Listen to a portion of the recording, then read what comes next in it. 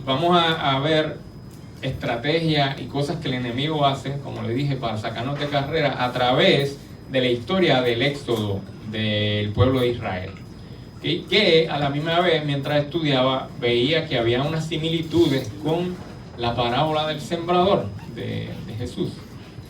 Así que afrontemos este nuevo año con sabiduría y apercibido estas estrategias del enemigo, que dice la palabra que es padre de mentira. Vamos entonces al Éxodo, capítulo 1.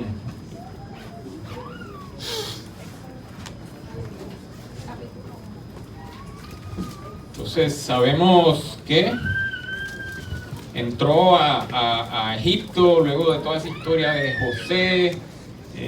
Lo vimos en las células de la historia de José, y entra a Israel Jacob con su familia, y dice el versículo 5 de Éxodo 1 que todas las personas que le nacieron a Jacob fueron 70,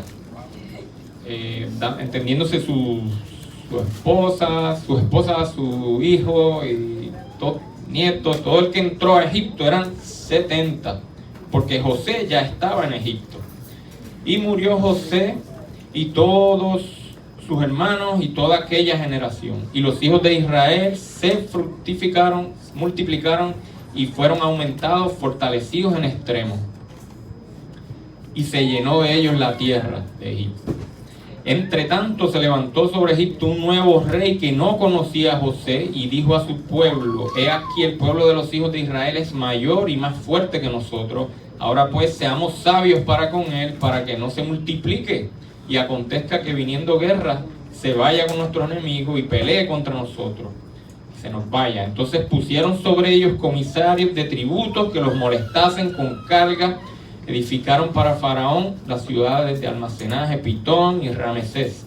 Pero cuanto más los oprimían, tanto más se multiplicaban y crecían, de manera que los egipcios temían a los hijos de Israel.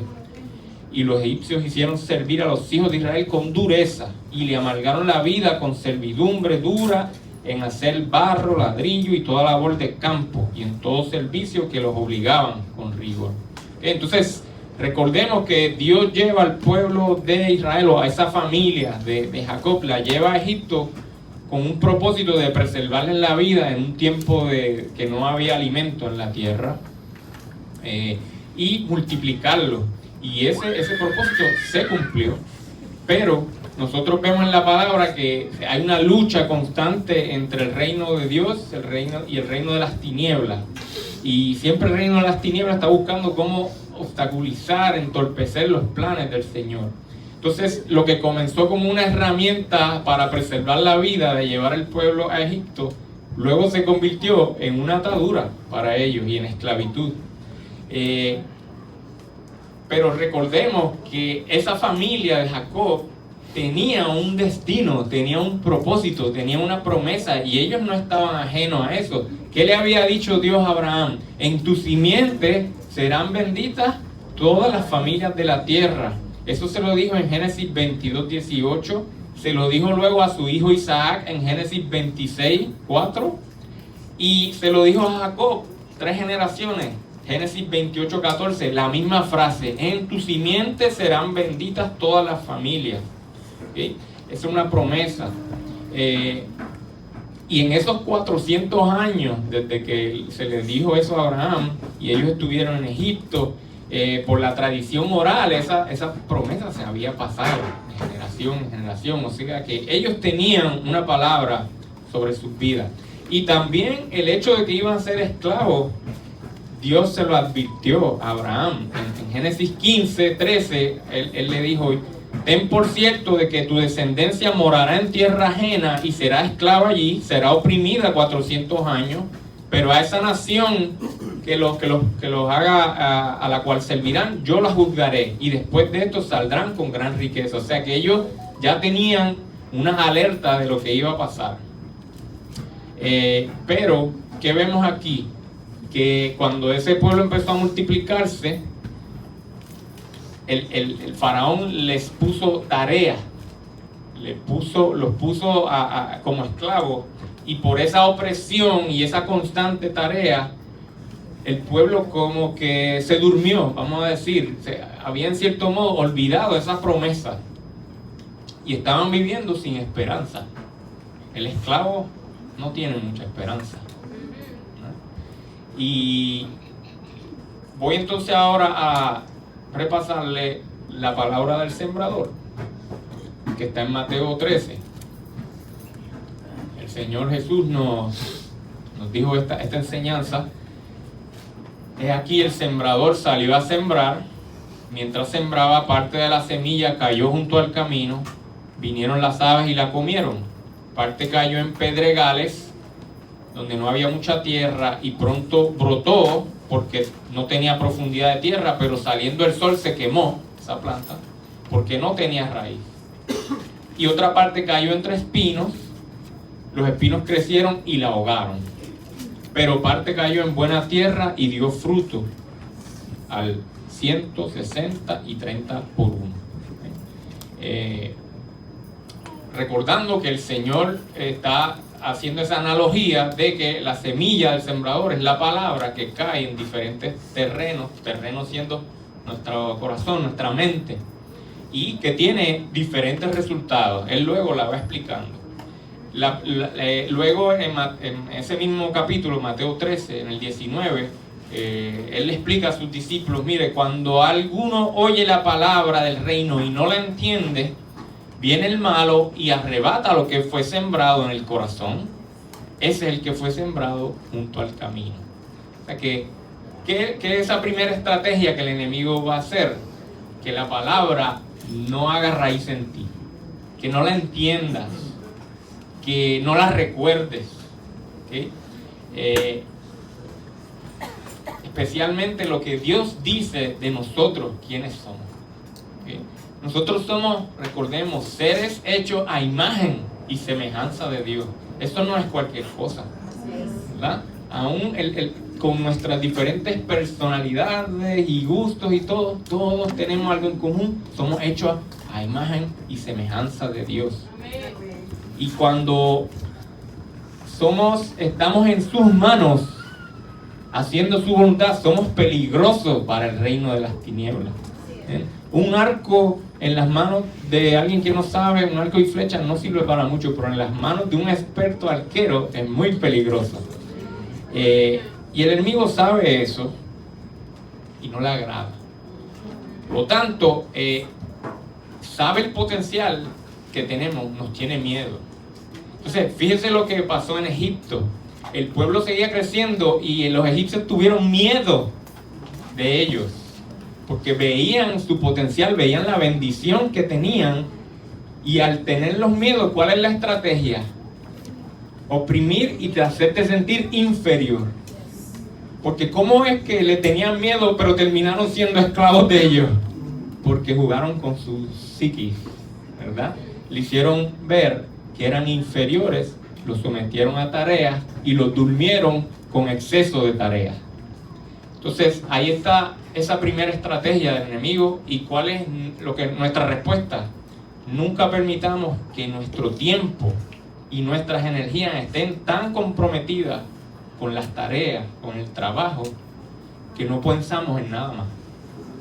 ¿Entiendes? Nos olvidamos de la esperanza, nos olvidamos de quién dice Dios que somos y sus promesas para nosotros. Porque el que se siente inferior no va a protestar, no va a cuestionar nada.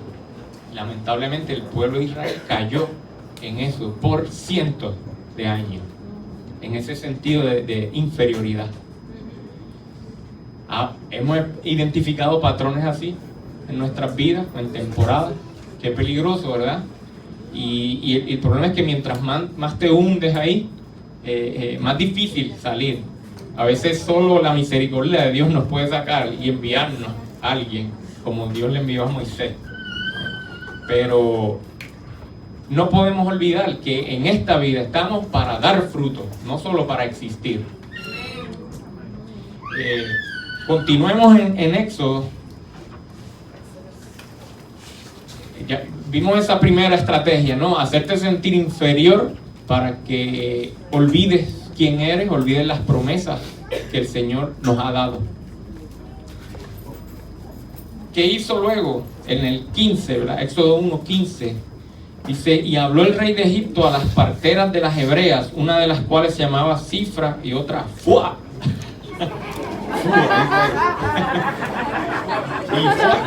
Y les dijo, cuando asistáis a las hebreas en sus partos y vean el sexo, si es varón, matadlo, si es hembra, que viva. Pero las parteras temieron a Dios y no hicieron lo que le mandó el rey de Egipto, sino preservaron la vida de los niños. Y el rey de Egipto hizo llamarlas, ¿por qué habéis hecho esto? Preservando la vida. Y las parteras dijeron, es que las mujeres hebreas no son como las egipcias, son robustas, dan a luz antes que la partera venga a ella. Y Dios hizo bien a las parteras y el pueblo se multiplicó y se fortaleció. Y por haber las parteras temido a Dios, Él prosperó sus familias. Entonces Faraón mandó a todo su pueblo diciendo, echad al río a todo hijo que nazca y a toda hija preservar la vida. Qué horrible, ¿verdad? Estaban desesperados. El miedo te lleva a hacer cosas desesperantes.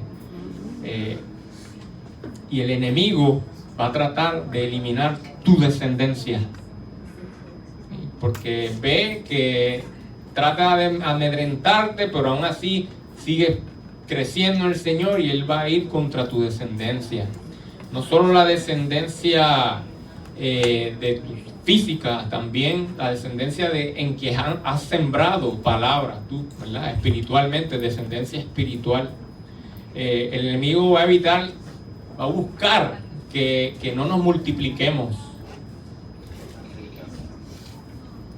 Y tenemos que orar sin cesar por esto, para que Dios haga provisión en cuidar nuestra descendencia como cuidó a la descendencia del pueblo egipcio. Porque fíjense que hubo esa estrategia de matar, que algo tan vil ahí, matar a los varones cuando nacieron, pero el Señor obró en las mentes de las parteras y no obedecieron. Así que le pedimos al Señor que nos dé esa provisión, esa protección para nuestros hijos. Criar un hijo en esta época está difícil. Probablemente lo han dicho todas las épocas. Lo que pasa es que esta época tiene un factor sin precedente en el aspecto tecnológico y de comunicación. Fíjense que por siglos la humanidad vivía de la misma forma. Se alumbraba con velas, no habían vehículos, no había tantas cosas que en los últimos 100 años han cambiado, que han complicado la crianza. Y servirle al Señor y criar nuestros hijos en el Señor hoy día es ir en contra la corriente en muchas áreas, en la fe, en los valores, la sexualidad, el trabajo, lo que es la familia, lo que es la procreación. Entonces tenemos que tener conversaciones frecuentes aquí con nuestros hijos para ver dónde está su mente, qué nos dicen, a qué han sido expuestos. Está la tecnología, también hay programas para tratar de restringir un poco lo que ven, no son perfectos, esto es una lucha, ¿no? El enemigo está tratando de contaminar nuestros hijos, pero hay que dar la lucha, no podemos rendirnos. Y hay que seguir, especialmente cuando son jóvenes, chicos, compartir la palabra con ellos, darle de esa enseñanza, porque llega un momento en la adolescencia que ya los muchachos no buscan mucho en uno el consejo, ¿verdad? Pero lo que está guardado ahí en el corazón de la niñez dice que esa palabra del Señor no torna atrás vacía. Así que ahí, antes de los 12, 13, atosígelos de palabra, porque eso está ahí, y así pasó en mi vida también. Mi mamá lo hizo así, y esa baúl de palabra me hizo poder sobrevivir mi adolescencia, mis tiempos de duda, de fe, de crisis. Así que protejamos nuestra descendencia, porque esa es otra estrategia del enemigo, eliminarla así vilmente, ya lo vemos. Pero no pudo, el enemigo no pudo evitar que se multiplicasen, no pudo eliminar la descendencia, el Señor hizo provisión. Y vamos entonces ahora a Éxodo 5, continuando estas estrategias.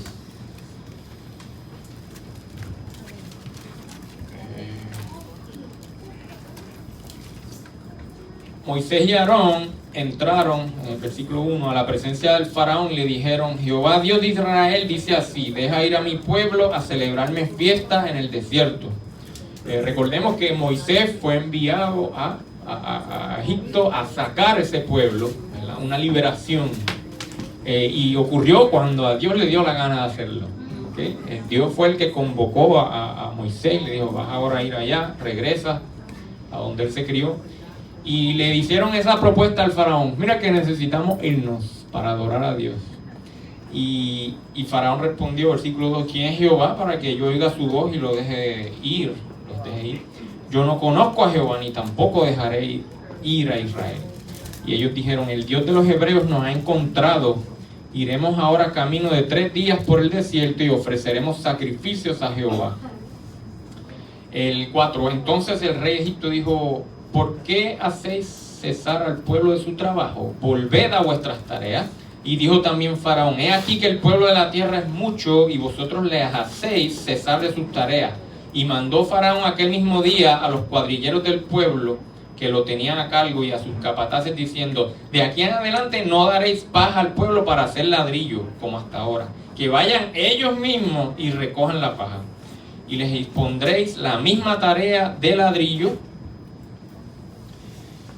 que hacían antes, y no le va a disminuir nada del trabajo, porque están ociosos, y por eso se levantan la voz diciendo: vamos y ofrezcamos sacrificios a nuestro Dios. Agrávese la servidumbre sobre ellos para que se ocupen en ella y no atiendan a palabras mentirosas. Wow. Y el 14 dice: y azotaban los capataces de los hijos de Israel a los que los cuadrilleros de Faraón habían puesto sobre ellos, diciendo: ¿por qué no habéis cumplido la vuestra tarea de ladrillo, ni ayer y hoy como antes? Entonces, fíjense en la estrategia del enemigo. Cuando tú intentas decir: no, yo ya no voy a ser esclavo, yo soy hijo de Dios, yo voy a adorar al Señor, voy a servirle, el enemigo dice: eso son mentiras. Ajá, sí, no, ya tú vas a ver lo que voy a hacer. Entonces venimos al camino del Señor, Él nos liberta, empezamos a ver las cosas diferentes, empezamos a soñar, y el enemigo aumenta sus ataques a nuestra vida. Todos los hemos experimentado en algún momento, ¿verdad? El que está en el pecado, el enemigo lo deja quieto, pues eso está perdido ya. Pero al que intenta buscar al Señor, le empieza a salir cosas mal, empiezan a romperse las cosas en la casa. A veces viene aflicción al cuerpo, ataque, ¿no? Y nosotros ahí, siéndole fiel al Señor, dando de nuestros recursos para su obra, para el diezmo, y el Satanás aumenta, intensifica las situaciones adversas a nuestra vida, buscando que volvamos para atrás. No, esto de servirle al Señor no es bueno. Mira cómo me empieza a salir todo mal desde que le estoy buscando, desde que estoy buscando, haciendo sus mandamientos, todo mal. ¿A alguien le ha pasado eso? Pero sabe que eso es por un tiempo nada más. Pero ¿sabes lo más que está buscando él? Que nos quejemos. Fíjate que el 19, Éxodo 5:19 dice: entonces los capataces de los hijos de Israel se vieron en aflicción al decirles eso, y encontrando a Moisés y Aarón, que estaban a la vista de ellos cuando salían de la presencia, les dijeron: mire Jehová sobre vosotros y juzgue, pues nos habéis hecho abominables delante de Faraón y de sus siervos, poniéndoles la espada en la mano para que nos maten. Así que el pueblo resintió eso y culpó a Moisés y Aarón. Ustedes vinieron aquí a ayudarnos y miren lo que nos han hecho ahora detestables, y nos mandaron a hacer más trabajo. Ese es peligroso, caer en la queja, porque entonces la queja es una duda del plan de Dios, es una duda de las promesas del Señor. No podemos caer ahí. Y recuerde que llevo esto en paralelo con la parábola del sembrador. Jesús nos advirtió de eso también. Mateo 13:20 dice que la semilla que fue sembrada en pedregales Este es el que oye la palabra y al momento la recibe con gozo, pero como no tiene raíz, es de corta duración. Cuando viene la aflicción o la persecución por causa de la palabra, tropieza. Y el pueblo de Israel pues realmente tropezó porque se quejó. Si no es por la misericordia de Dios, pues estarían todavía en Egipto ahí. Veamos ese patrón también en nuestras vidas, esa estrategia, y ya uno la reconoce, porque aún los que llevamos tiempo en el Evangelio, de vez en cuando nos pasa eso, que tú haces algo bien y lo que viene es malo, y ya uno dice, ajá, yo sé quién es este, sí, no me vas a sacar de carrera, no me voy a quejar, simplemente paciencia, tener paciencia. La Biblia nos muestra muchas veces que Dios permite que nuestra fe sea probada. Por lo tanto, obediencia y paciencia en esos momentos. Eso desarrolla nuestro carácter. Comenzando desde un árbol prohibido en el huerto del Edén. ¿Por qué estaba allí? Porque la prueba era necesaria.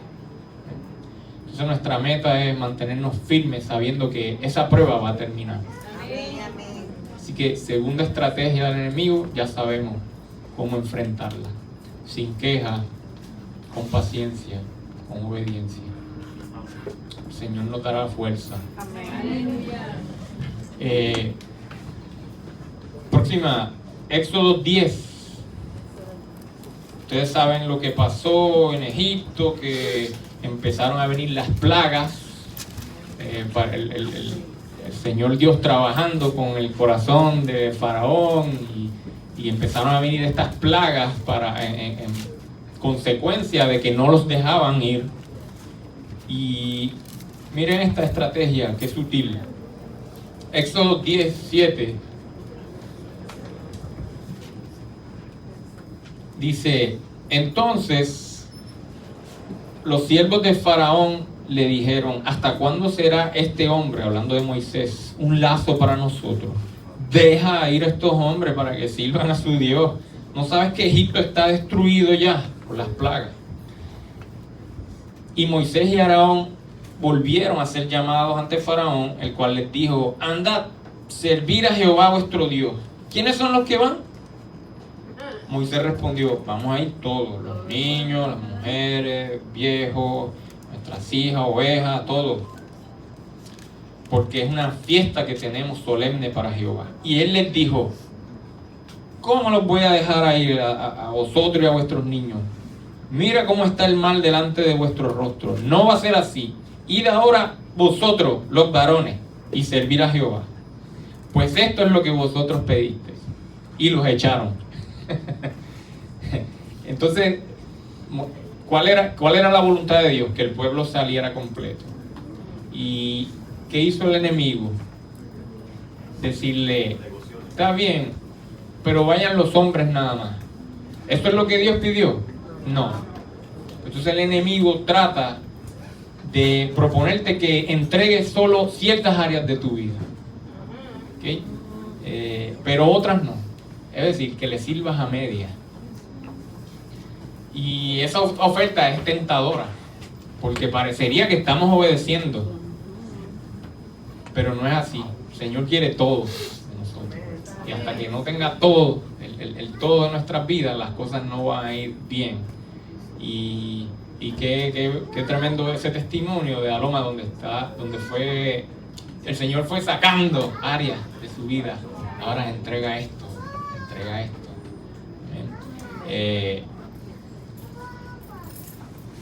Y nosotros somos a veces muy expertos en hacer ese servicio y esa entrega a medias al Señor, porque quizá nunca tenemos problemas en congregarnos, pero no nos gusta seguir las leyes de tránsito, cosas así.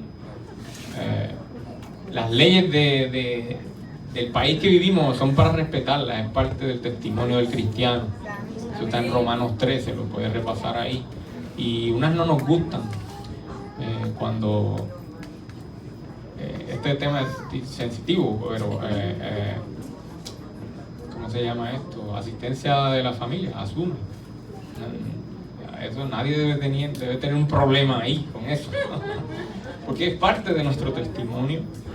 En nuestra pureza, de toda nuestra vida, en las amistades. A veces hacemos muchas cosas bien para el Señor, pero tenemos estas amistades, oye, que nos desvían del Señor, pero no las soltamos. No las soltamos. Y no es que va a olvidarse ustedes de sus amigos, pero no pueden seguir haciendo las cosas que ellos hacen o las conversaciones. Y eso nos confronta. A veces otros quizás pueden cumplir con todo eso, pero no sacan tiempo para orar. Entonces, veamos qué área de nuestra vida no estamos dándole el todo al Señor. Porque es una estrategia del enemigo mantenernos así adormecidos, de que sí, tú estás bien, tú estás con el Señor, ya tú estás perfecto. No, rara, es muy difícil llegar a esa perfección. Así que la obra del Señor en nosotros es continua. Y no caigamos en esa trampa del enemigo de conformarnos. El crecimiento es continuo en nuestra vida. El perdón también es importante, y me gozo con ese testimonio nuevamente, porque hubo un perdón muy liberador en su vida. El perdón puede mantenernos en esclavitud. Fíjense lo que quería Faraón, ¿verdad? Usado por el enemigo. La propuesta es: sí, vaya, sírvele al Señor en estas áreas, pero sigue siendo mi esclavo. ¿Entiendes? Él quería que los niños y las mujeres se quedaran, porque sí, ustedes vayan a su servicio, pero regresa porque eres mío. El enemigo no te quiere soltar, no nos quiere soltar. ¿Okay? Y eso es lo que no podemos negociar. Es todo, el corazón completo. El Señor quiere nuestro corazón completo. Pero Moisés no cedió, ¿verdad? Moisés y Aarón no cedieron ante esa oferta. Y dijo: no, es todo el mundo, todo el mundo va a salir del pueblo. Y el Señor les dio la victoria con las 10 plagas, los dejó ahí.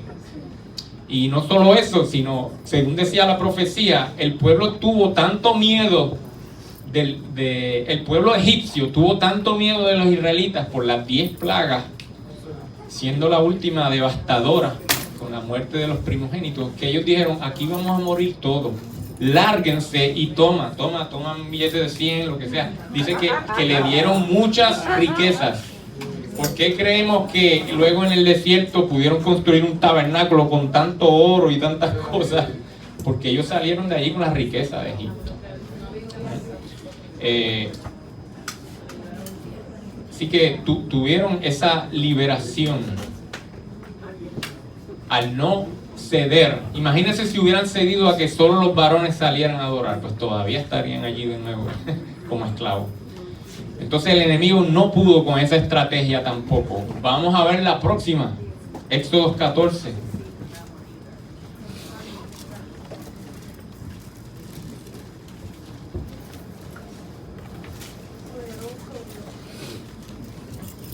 En el momento de la aflicción, pues Faraón cedió, los dejó ir, como ya discutimos. Pero entonces mira lo que dice Éxodo 14:5: fue dado aviso al rey de Egipto que el pueblo huía. Pues si él mismo los dijo que se fueran, pero se lo dijeron. Y el corazón de Faraón y de sus siervos se volvió contra el pueblo, y dijeron: ¿cómo hemos hecho esto de haber dejado ir a Israel para que no nos sirva? Y unció su carro, tomó consigo su pueblo, y tomó 600 carros escogidos, todos los de Egipto, los capitanes sobre ellos. Y Jehová endureció al Faraón, del rey de Egipto, y siguió a los hijos de Israel. Pero los hijos de Israel habían salido con mano poderosa. Siguiéndolo pues los egipcios con toda la caballería y carros, los alcanzaron acampados junto al mar. 10. Cuando Faraón se hubo acercado a los hijos de Israel, alzaron sus ojos, y he aquí los egipcios venían tras de ellos, por lo que los hijos de Israel temieron en gran manera y clamaron a Jehová. Y dijeron a Moisés: ¿no había sepulcros en Egipto, que nos ha sacado para que muramos en el desierto? Qué pueblo durito ¿verdad? Wow. ¿No es esto lo que te hablamos en Egipto diciendo, déjanos servir a los egipcios, porque mejor nos fuera servir a los egipcios que morir nosotros en el desierto. La queja volvió. Entonces el enemigo, ¿cuál es la otra estrategia? El remate. Fíjense que el enemigo acababa de recibir una terrible derrota, porque murieron los primogénitos. Egipto estaba destruido con las plagas de langosta, de todo. El pueblo de Israel sale y el enemigo dice, no, voy con el remate. Y cogieron todos los carros de guerra que le quedaron y fueron a perseguirlo.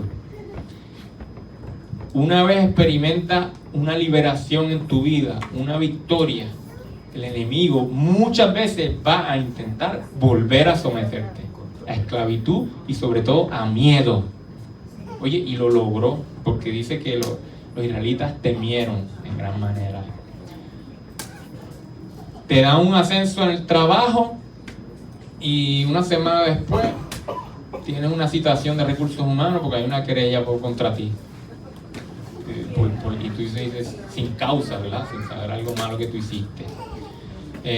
Fuiste declarado libre de cáncer y pasa un tiempo y vuelve una mala noticia. Volvió a salir. Ese es el remate del enemigo. Y lo primero que nos viene a la mente es por qué está pasando esto. No era la voluntad de Dios que yo tuviera ese ascenso, que yo tuviera esta sanidad. ¿Y cómo es que regresa esto? Dios, ¿qué pasó aquí? Y eso el pueblo dijo eso. ¿Qué pasó aquí? Wow, no habían tumbas en Egipto que nos sacaste.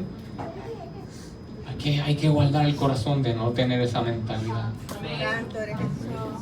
Porque esa mentalidad es una muestra de que la fe se cayó al piso. La fe no puede desmayar. Es el mismo Dios. Eso es lo que no es difícil ver. El mismo Dios que los había sacado de Egipto con esas plagas, que ellos vieron que eso fue algo sobrenatural. ¿Cómo es que ahora dudamos si ya lo hemos visto obrar? Y aquí está mi mamá, que siempre menciona unas palabras que le dijo Pastor Santo Padre, porque nosotros tuvimos una situación difícil en la casa, en nuestra niñez, cuando mis papás se separaron, y fue un tiempo duro para mi mamá, para continuar la familia, ella sola, porque mi papá se desentendió. Y luego de ese año le diagnostican un tumor fuerte, ¿verdad? En el pulmón. Y entonces ella testifica que llamó al pastor y le dijo, esta situación está pasando ahora. Y que el pastor le dijo, bueno, el mismo Dios que te sustentó el año pasado te va a sustentar este año. Pero eso fue un remate del enemigo, ¿verdad? Lo mismo que hizo Faraón, y lo puede hacer en nuestras vidas. Y como les digo, reconozcamos estos patrones para que no caigamos en la queja, en la murmuración, porque es que si la fe languidece, el resultado puede ser fatal. ¿Okay? Por eso yo digo que Dios sacó a Israel de Egipto por su misericordia, porque ellos fallaron en todas las pruebas. Si no es porque Él tenía un compromiso con su palabra y usó a Moisés. Yo creo que Dios sacó a Israel con la fe de Moisés, básicamente. Pero ellos se quejaron feo contra el Señor. Entonces no podemos caer en eso, porque, como digo, el resultado puede ser malo. Y recordemos que Pedro se hundió en el mar cuando dudó. Él caminó sobre las aguas en el milagro, y cuando dudó se hundió. Y Jesús le dio un regañito. ¿Por qué dudaste? Entonces, estemos alertas a esa estrategia para no caer en esa duda, esa murmuración. ¿Por qué? Porque si nos mantenemos firmes, Dios va a abrir el mar rojo. Él nos va a dar una salida, la que menos pensamos. ¿Qué se iba a imaginar el pueblo de Israel que Dios le iba a abrir el mar? Estaban arrinconados ahí entre los egipcios y el mar. Y Dios hizo algo sobrenatural. Abrió el mar, pasaron en seco, les dio la victoria.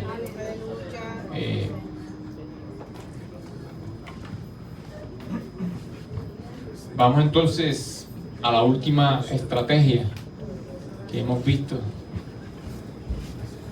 El pueblo ya pasó el mar y estaba en su proceso de santificarse, prepararse para tomar la tierra prometida, a llegar a esa promesa, a esa plenitud de la promesa.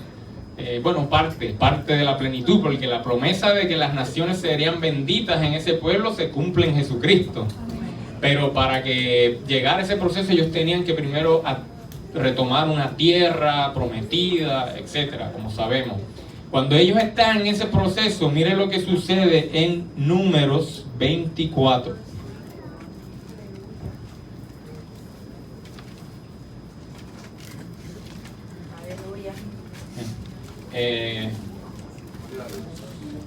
La última vez que hace 2 o 3 veces que prediqué, les hablé de Balaam. ¿Se acuerdan de el episodio donde el burrito, el asno, habló y todo eso?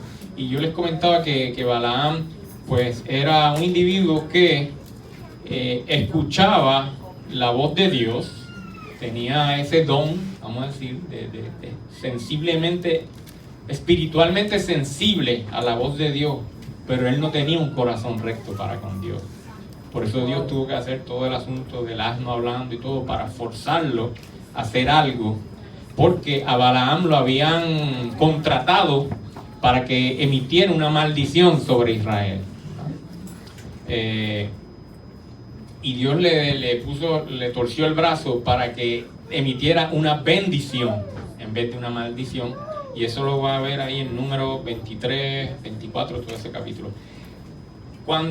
¿Qué pasó después de ese suceso? Números 24, el último versículo, el 25, dice: entonces se levantó Balaam y se fue y se volvió a su lugar.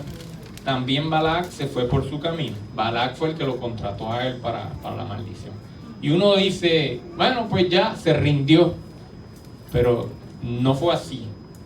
Mira el próximo capítulo, Números 25, versículo 1, dice: moraba Israel en Sittim, y el pueblo empezó a fornicar con las hijas de Moab, las cuales invitaban al pueblo a los sacrificios de sus dioses, y el pueblo comió y se inclinó a sus dioses. Así acudió el pueblo a Baal Peor, y el furor de Jehová se encendió contra Israel.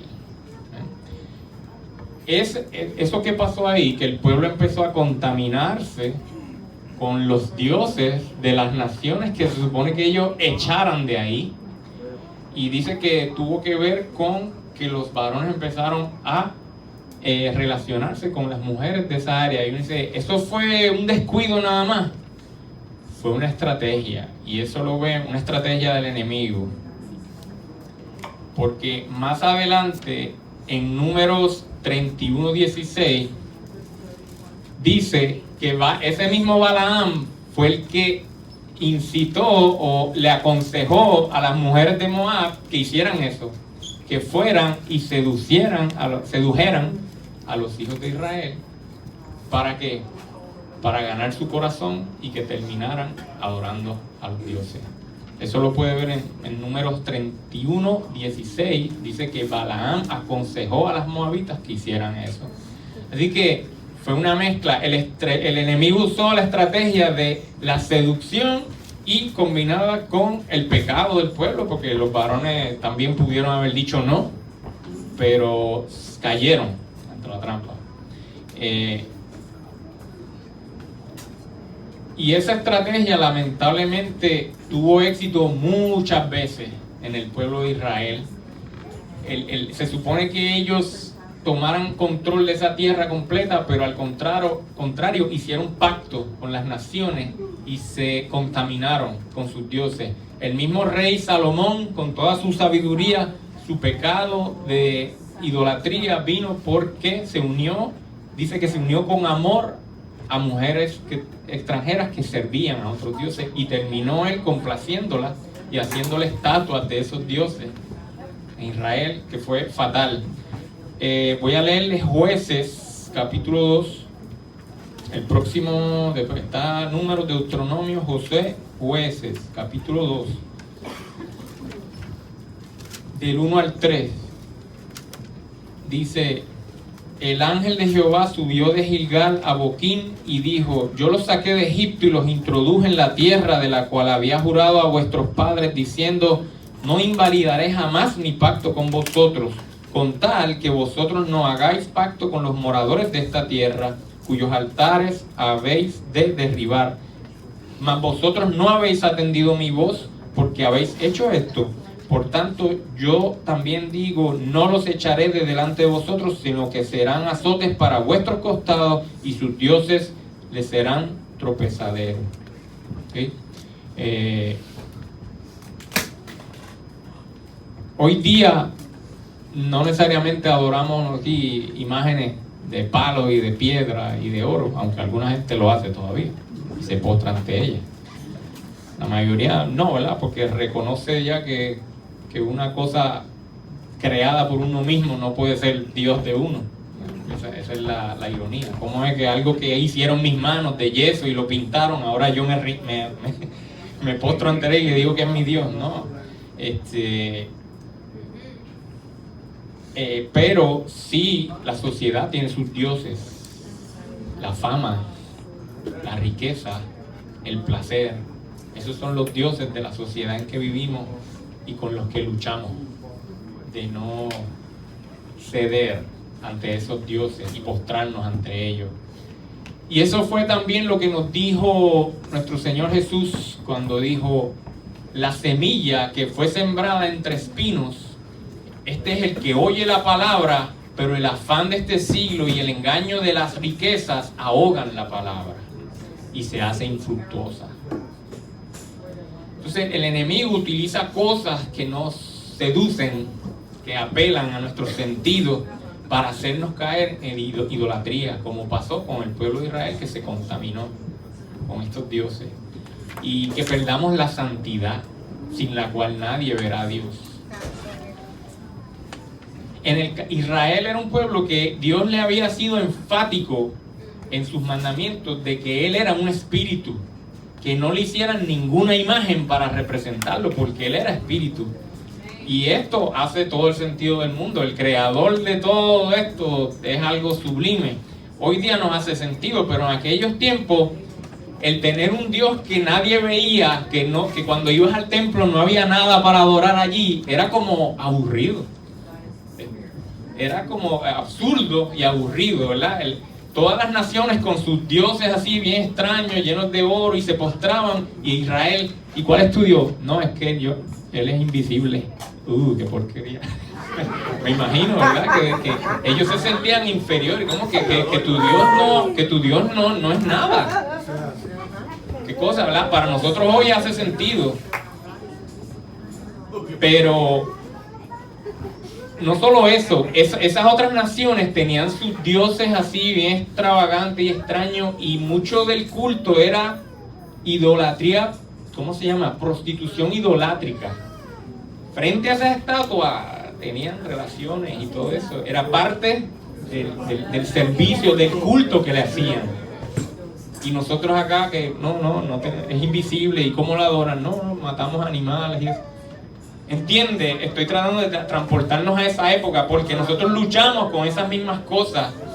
Nuestro Dios nos da unos valores, unos principios, un estilo de vida que es santo, es recto. ¿Y qué nos dice el mundo? ¡Qué retrógradas ustedes son! ¡Wow! ¿No? Abran esa mente. Claro. Entonces luchamos con hacer lo que está de moda. Esa es nuestra lucha de idolatría. Vivir como los demás viven. Tener lo que todos tienen. Cueste lo que cueste. Esos son los dioses de la sociedad.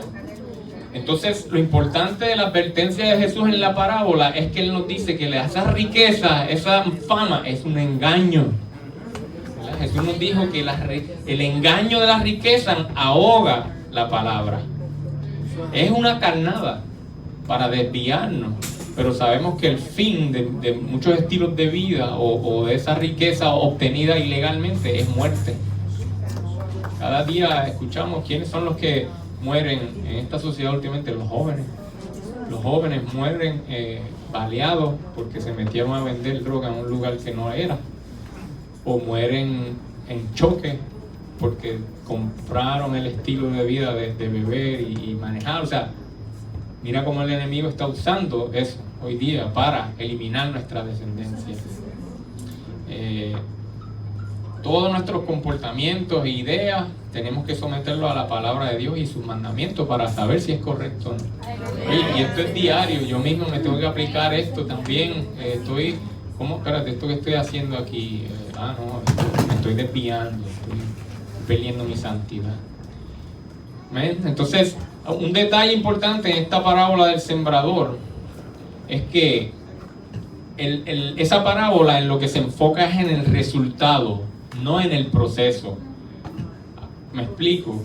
Hay alguien en esta vida algún cristiano en esta vida que no ha recibido persecución por la palabra, una más severa que otra, pero todos hemos recibido cierta resistencia. Hay alguien en esta vida que no es tentado por la vanidad, por la riqueza, o que no es tentado por el afanarse. ¿Verdad que todos? Por lo tanto, todos pudimos haber sido la semilla que cayó en piedra, o en el camino, o entre espinos. ¿Entiendes? Ahora, si hacemos las reflexiones necesarias en nuestra vida y tomamos las decisiones correctas, entonces nuestro final va a ser como el de la tierra fértil. O sea, que no es que para uno poder ser fructífero no van a venir a nuestras vidas afanes ni nada. No. Por eso digo que la parábola se enfoca en el resultado. Todos pudimos haber sido cada uno de esos terrenos si no nos comportamos como el Señor exige.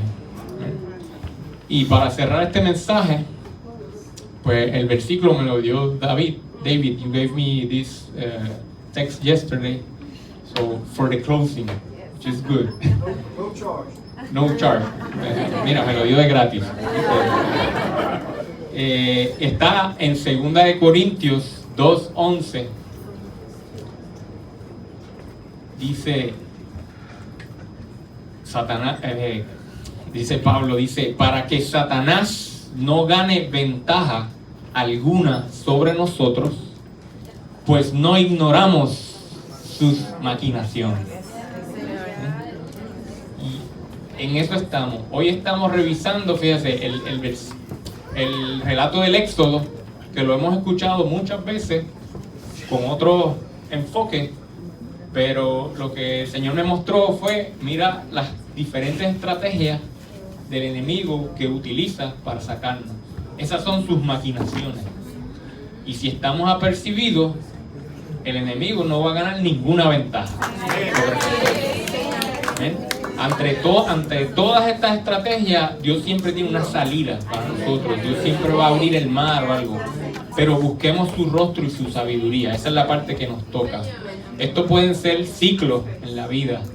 A veces uno tiene muchas victorias y luego caes en un periodo duro de nuevo, donde vuelves a ser probado y perfeccionado en el amor, en el perdón, en la obediencia. Amén. Esa es la vida cristiana. Así que estemos de pie y vamos a orar al Señor por esta palabra, por nosotros. Si alguien quiere oración, si alguien está pasando por una de estas luchas que se identificó, donde siente el guante del enemigo en su cara fuerte, pues queremos orar por ti. Si alguien necesita reconciliar su corazón con el Señor, igualmente, hoy es día de salvación. Porque lo más importante es estar en sus manos. Santo Dios, gracias, Padre, por esta mañana. Tus misericordias son nuevas cada mañana y hoy no es la excepción. Y estamos todos aquí como hermanos bajo un techo, compartiendo tu palabra, adorándote juntos, y te lo agradecemos, Señor. Gracias por mostrarnos estas estrategias. Las cosas que están escritas son para nuestro beneficio, y gracias por mostrarnos, y estaremos apercibidos para que el enemigo no gane ni una pizca de ventaja sobre nosotros. Te pedimos perdón por las veces que hemos dudado y nos hemos quejado, Señor. Señor. Sabemos que eres misericordioso y eres un Dios de segundas oportunidades, Padre. Te pido por protección a cada uno de mis hermanos aquí en la lucha que estén pasando. Protégelos y protege a sus hijos, protege nuestra descendencia, Señor, la descendencia de los jóvenes y los niños de Emanuel. Guárdalos, guarda sus vidas, extiéndele la vida, Señor, a aquellos que están en proceso, quizá hay dudas, rebeldía, pero extiéndeles la vida para que puedan llegar al arrepentimiento. Señor, tú llegas en el momento oportuno a la vida y dale fuerzas a los hermanos que están en sus diferentes luchas, a veces luchas que afligen el cuerpo, pero hay una salida, hay sanidad en ti, hay bendición, y no queremos claudicar en ninguna de estas cosas. Te agradecemos y te damos gloria. Exaltado sea el nombre del Señor. Amén. Amén. Que sean bendecidos.